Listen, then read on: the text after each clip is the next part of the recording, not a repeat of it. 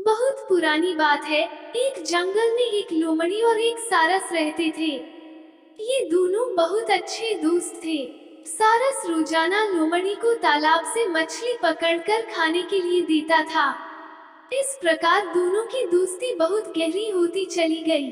सारस बहुत सीधा साधा था, लेकिन लोमड़ी बहुत शैतान और चालाक थी। वो हमेशा दूसरों को परेशान किया करती थी। उसे दूसरों का अपमान करने और मजाक उड़ाने में बहुत मजा आता था। एक दिन उसने सोचा कि क्यों न एक बार सारस का भी अपमान किया जाए और उसका मजाक उड़ाया जाए। ऐसा सोचकर उसने सारस को दावत पर बुलाया। उसने जानबूझकर सूप एक प्लेट में परोसा। उसे पता था कि सारस प्लेट में से सूप को नहीं पी सकता।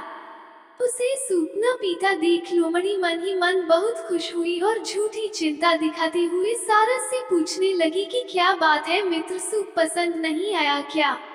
सारस बोला, नहीं मित्र, ये तो बहुत स्वादिष्ट है।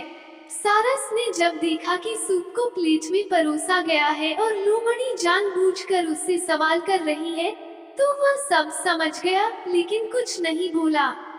उस दिन सारस को अपमान सहने के साथ ही भूखा भी रहना पड़ा, लेकिन जाते जाते सारस ने भी उसे अपने यहाँ दावत पर बुलाया और लोमड़ी दूसरे ही दिन सारस के घर दावत पर पहुँच गई।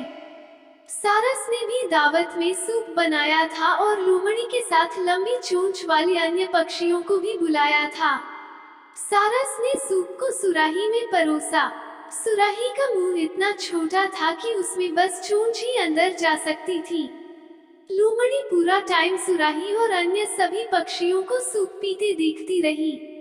इसी बीच सारस ने पूछा कि क्या बात है मित्र, सूप अच्छा नहीं लगा क्या? लोमड़ी को अचानक अपने शब्द याद आ गए। सभी बोले कि सूप बहुत स्वादिष्ट है। लोमड़ी का भी सभी की हाँ में हाँ मिलाना पड़ा।